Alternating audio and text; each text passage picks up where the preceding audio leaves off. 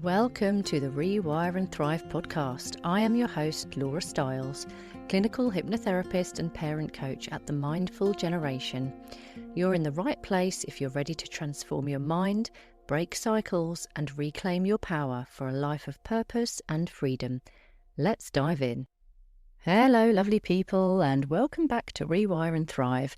Today's episode is a really important one, I think. I am going to be talking about intrusive thoughts in motherhood, what they are and why so many mums experience them, and most importantly, why they don't mean that there's something wrong with you. I'll also explain what happened to me and my personal story from when I was very deep in the exhausted and foggy newborn phase, and how these thoughts used to wake me in the night. It was really intense, but once I understood what was going on in my brain, I could meet it with compassion instead of fear. So I hope this episode helps you to do the same if you are going through a similar issue yourself. And I also want to talk a little bit about postnatal OCD, so I'll touch on that at the end as well. Okay, so I will start by telling you what my experience was with my firstborn. So this would have been over 8 years ago now, and I genuinely have never been so sleep deprived in my life. So I'll just give you a slight backstory. It's going to help you to understand why I was so sleep deprived. And obviously, most mums are when they have a baby. But I had, when I was pregnant with my first, I had a lot of growth scans because he was very small. And they were concerned about his size, and they did an early induction because they wanted to get him out because he eventually just stopped growing. So obviously I had a lot of anxiety around that, and knowing that he was not getting enough. I don't know whether it was my placenta that just stopped performing or whether he just maybe actually was growing, but they just can't tell. I mean, who knows? But yeah, they were worried, so we got him out, and I had a 3-day labour. It was exhausting. I didn't really get any rest in between pushing and all of the other interventions that were going on. So I started my motherhood journey very, very, very tired. And when he was with me in the hospital, we hadn't been let home just yet. And I really, really, really thought, okay, I need to sleep now. This is like the 4th night I need to sleep. And he clearly just wanted milk. He was obviously very, very hungry. He was really tiny and skinny. And the doctors and midwives were saying, try a little bit of the expressed milk in this teeny tiny little cup thing. And it was quite bonkers looking back. It's like, he's not going to drink out of that little cup. Like, he's only got the sucking reflex. He's a newborn. Like, it was very bizarre. So lots of things that were going on were filling me with anxiety because I just kept thinking, all we've got to do is feed him. That's all I'm worried about. I just don't want him to... You're thinking the worst at that stage. But because I was so sleep deprived, my brain was just going into overdrive. And yeah, I was just super exhausted. And I think that night, actually, I asked them if he could sleep next to me in the bed, because he wouldn't stop crying. And I said, I need him close to me. And so obviously they do that thing where they're like, okay, well, we'll just tuck him in here and he can't be too close. And they're all very careful. And I was sort of made to feel like I shouldn't be sleeping in the bed next to my baby. And there was a bit of fear being created from that experience, because I remember thinking, oh God, they're worried about him sleeping next to me, but he won't stop crying in the little crib on the other side of me. So what do we do? And it got to like 3 a.m, and I was like, I'm seriously at the end of my tether. I don't know what to do. I really need some sleep. I was like getting delusional, and eventually one of the midwives said, I'll hold him for an hour while you get some sleep. That whole hour I was spent worried, like, what's going to like, I was so worried. I was like, what's going to happen? Like, what if he doesn't sleep with her because he wants to be with me? So I didn't sleep during that hour. Anyway, the following kind of months were just me worrying and not sleeping and trying to feed him around the clock because he wanted feeding every 90 minutes. It was a lot. So every night I was sleep deprived, running on fumes. And I just remember waking in panic once we'd got home, and in those weeks following, I just remember thinking the worst. I was waking. If he made a noise, I was like instantly awake, thinking he'd fallen out of the Moses basket. There was a few times where I thought that he was in the bed with us and that I had squashed him.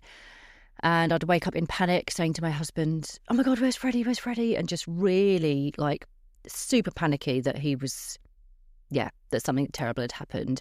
But when I would wake, it would be like instant panic, and I think it would freak out my husband, because he would instantly be like, what the hell is going on, and go into a stress response himself.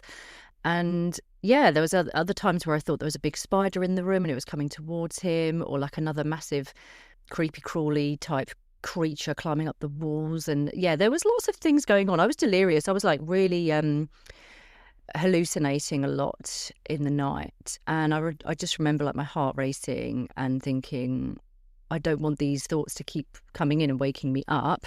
But also was just very aware that clearly the sleep deprivation was leading to it, and so it was just a cycle that wasn't ending. I also had horrible thoughts about like just really dark thoughts, like jumping out the window with him and things like that, which I never thought I would do. It's not like I ever thought I'm going to act on that, but the thoughts just kept coming in. So it was horrible. I was just gripped by fear, and I felt guilty. And I would share it with my husband, but was afraid to share it with anyone else. I didn't want people to think, oh God, she's bonkers, let's get social services involved. But what I obviously know now is that these thoughts are actually really common. I started speaking to people about it after that period of time. And, if you're going through this, I want you to know it's not a reflection of your character, and it's literally just your brain under pressure, it's tiredness, and it could potentially be other things. So we'll dive into it a little bit. Obviously, we know these are distressing thoughts and images that you can often see that come out of nowhere. And they can feel really disturbing and irrational. But the reason they feel so scary is because they go against everything you value. And that's why it's really awful. Sometimes they can be violent and bizarre and just really emotionally intense. So for new mums, they can centre around your baby getting hurt, or you hurting them, or something else hurting them. And it's not nice. So the key thing to know is that the intrusive thoughts are not intentions. You don't want the thoughts. You're horrified by them. And this is why they're so distressing. And it's actually just a sign of how deeply you care about that tiny little human that's just entered your life. So if you're listening to this and this all sounds very familiar and you're in the thick of it yourself, I need to remind you, you are an amazing mum, and these thoughts wouldn't bother you so much if you weren't in this phase of motherhood. So why does it happen? Well, after you give birth, your brain goes through a huge shift. Your hormone levels crash, particularly estrogen and progesterone, and your cortisol levels are all over the place. You're in a state of hyper alertness, and your brain is literally rewiring to keep your baby alive. That's its full-time job. So when you feel like you have baby brain, the reason why people have that and you feel like brain fog and that kind of thing is because it's basically setting you up for survival, because your new full-time job of your brain is to keep your baby alive. So actually, baby brain is really important. Now, for some people, that protective instinct does become overactive and you start seeing danger everywhere, even when there is none. And if you're prone to anxiety, or if you have a history of perfectionism, trauma, or OCD tendencies, your risk of postnatal anxiety or OCD does go up. So I'm going to break that down. Postnatal anxiety is when your nervous system is stuck in high alert. Your body is constantly scanning for threats, and your mind starts showing you those threats in the form of scary images or thoughts, even if they're not real. And postnatal OCD, which, if you don't know what OCD actually means, it's obsessive compulsive disorder, is different. It's different from general anxiety, and it's often defined by unwanted intrusive thoughts, so obsessions usually, and behaviours and sometimes mental rituals, and they are compulsions. These are designed to reduce the distress. So a mum might check the cot over and over and over again, or mentally replay every interaction, convinced that she's missed something dangerous.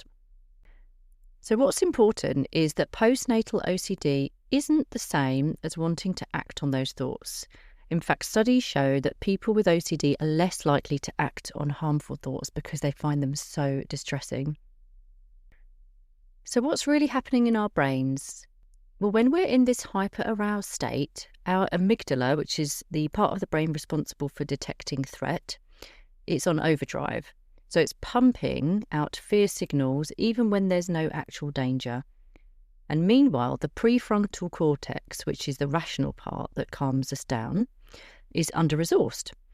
So especially when you're sleep deprived or overwhelmed, it's not doing what it needs to be doing. You're also likely to be in what we call a sympathetic nervous system dominance. So that's basically fight or flight mode. So your body is pumping out adrenaline and cortisol even when you're lying in bed doing nothing. Your brain starts creating stories to justify that alarm. So you might be thinking, there must be something wrong. What if I drop the baby? What if he stops breathing? What if I've made a terrible mistake? And yeah, you're just ruminating and it's never ending. Your nervous system is basically trying to keep you safe, but it just doesn't realise that the threat isn't real. Now, intrusive thoughts can happen to any mum, but some people are more prone to it than others. You're more likely to experience intrusive thoughts if you've had previous anxiety, depression or OCD, if you've experienced birth trauma, if you tend to be a perfectionist or have high expectations of yourself, if you have a history of trauma or PTSD, or if you're dealing with sleep deprivation, loneliness or lack of support. So that really does explain to me why I suffered with it, because I had chronic sleep deprivation. I'm a bit of a perfectionist, and I had a birth trauma as well. What bugs me is we're not really told this before we get pregnant. We're not told this when we're planning a family. But if your mental health has ever been on shaky ground before, the postpartum period can bring all of that right up to the surface again. And so this is why it's really important to just be mindful of what needs to be worked on before we get pregnant. The good news is things can help. There are ways to feel better, calmer, and in more control. So here are a few things that helped me and continue to help many of the women that I work with. First of all, name the thoughts without shame. So once you start getting that thought, you can pause and try saying, it's an intrusive thought, it's not me, it's my anxious brain talking. And that helps you to separate yourself from the thought. Another thing you could do is just talk to someone you trust. Shame thrives in silence. And this really helped me at the time. I was talking to my husband quite a lot about it. And he really helped me to just normalise the fact that this is part of new mum life and it will get better. I reckon as soon as you start talking out loud about those thoughts you might be having to a close friend or anyone within your support network, it will take the power right out of them. And often they might say, oh my God, I've had that too. I actually said this to someone a few years later and I explained what I was going through. And they were like, oh my God, yeah, I had that. And I really felt instantly so comforted that this was normal, because I really did feel like I was the only one at the time. Another thing you can do is support your nervous system. So that could be breath work, gentle movement, getting outside, or using tools like grounding practices. You know how much I love grounding, getting your feet into the grass. But also, you know what I'm going to say here, hypnotherapy and mindfulness can be amazing too. Hypnotherapy is particularly good for anxiety and getting your brain to understand that the thoughts are just like waves coming in and out and they're not real. Now, the other thing that can help is obviously prioritising rest and not just sleep. So even if you can't sleep, just build in some quiet time to rest your mind. Lie down on the sofa if you're on maternity leave and don't worry about just walking around the house finding other things to do. And I know that is like the most annoying thing to say. People used to say that to me all the time, like, oh, just rest today. And it's like, oh, I've got laundry to do. But actually, when I look back, sometimes I really was creating extra unnecessary work for myself. Sometimes it's almost like I didn't know how to stop. I have to say, though, another thing that was a game changer for me was when my friend posted me her sling, one of those slings that's like a fabric one for a newborn. Because my baby was so tiny, I couldn't put him in one of those more like, you know, the Ergo baby ones. We had one of those eventually, but he was so tiny he wouldn't fit in any like regular sling. And my friend posted me a really lovely one. And the day that I put that on, I have to say, it saved me. And I know that sounds so over the top, but I had basically been through about 5 weeks of just so much tiredness and exhaustion. I didn't want to give him a dummy. I basically succumbed to that after about 5 or 6 weeks. But around that sort of time, my friend had sent me the sling and I started wearing it and just wearing him everywhere. And it was such a game changer because obviously newborns want to be attached to their mum. They're used to living inside of you. They still think they're a part of you. So I was quite frustrated actually that no one told or like convinced me to get one of these earlier. So it was really wonderful that she sent that to me. I wore him everywhere. I was then having naps on the sofa with him on me in a safe position, obviously. And we were, going for walks a bit more because getting out in nature, I realised was really helping my mental health. And being able to do the washing up and laundry and stuff, because he was so little, it almost didn't feel like it was much different. It's like he didn't get in the way. I wore him a lot. But actually, not long after that, we realised he had a slight tongue tie. And so that was the answer to a lot more of our problems, because feeding every 90 minutes every single day and night for 6-7 weeks was very hard and taxing. And I was exclusively breastfeeding. And so once we had the tongue tie sorted out, feeding then got a lot better. And I did start to get a little bit more sleep. And so on the note of sleep, also, where can you get more naps? I know this is really hard when you're in the thick of looking after a baby or maternity leave and just always having to deal with the same things over and over again: feeds, nappies, sleep, and getting them ready for the next thing that you might have to go to. Feels like you've got no time in the day sometimes, but also I think if there is a way to prioritise sleep, definitely try and do it if you can, because your brain heals when it has that downtime. Get professional help if it's needed. So if the thoughts are frequent and distressing, and if they're really impacting your daily life, reach out for help. There's postnatal mental health services that do exist, and remind yourself you are not failing, you're brave and you're asking for help, and that's a good thing. What else can we talk about on this topic? Intrusive thoughts are common. They're not dangerous, and they say nothing about the kind of mum you are. And the very fact that you feel disturbed by them means that your values are in the right place. You obviously love your child. Your brain is just doing a bit of a clumsy job of protecting them and yourself. I think that's the best way to put it. But also, if your symptoms are a bit more like postnatal OCD, and you are suffering with the obsessions and compulsions, so like if you've suffered with things like intrusive thoughts about hurting your baby or making the wrong decision with vaccinations or other health-related things, or perhaps you're excessively washing clothes and toys and bottles, like it's constant, and you're checking your baby constantly, and, those kinds of examples are probably an idea of when you might need to seek a bit of support.